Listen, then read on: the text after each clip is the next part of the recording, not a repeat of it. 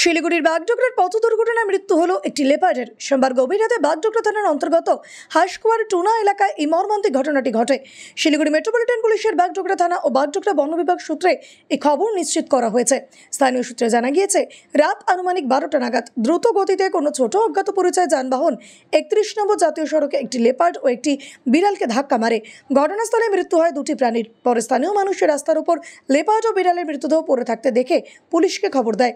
বাগডোগরা থানার পুলিশ দ্রুত ঘটনাস্থলে পৌঁছায় এবং খবর দেয় বাগডোগরা বন বিভাগকে। বনকর্মীরা দ্রুত ঘটনাস্থলে পৌঁছিয়ে দুটি মৃতদেহ উদ্ধার করেন। বাগডোগরা বন বিভাগ সূত্রে প্রাথমিক অনুমান করা হচ্ছে, লেপার্ডটি সম্ভবত হাঁসকুয়া চা বাগান এলাকা থেকে এসে রাস্তার উপর দিয়ে ছুটে যাওয়া একটি বিড়ালকে তাড়া করছিল। সে সময় কোনো দ্রুতগামী গাড়ি তাদের পিষ্ট করে। বন বিভাগ জানিয়েছে, মঙ্গলবার লেপার্ডের দেহ ময়নাতদন্তের জন্য পাঠানো হবে। রিপোর্ট পাওয়ার পর মৃত্যুর সঠিক কারণ জানা যাবে। ঘটনায় এখনো পর্যন্ত কোনো গাড়ির খোঁজ মেলেনি। এই ঘটনায় বন্যপ্রাণী সংরক্ষণ নিয়ে ফের একবার প্রশ্ন উঠেছে। বিশেষত জাতীয় সড়কের ধারে বনাঞ্চল ঘেরা এলাকায় রাতের বেলায় যানবাহনের গতি নিয়ন্ত্রণের দাবি তুলেছেন পরিবেশ প্রেমীরা।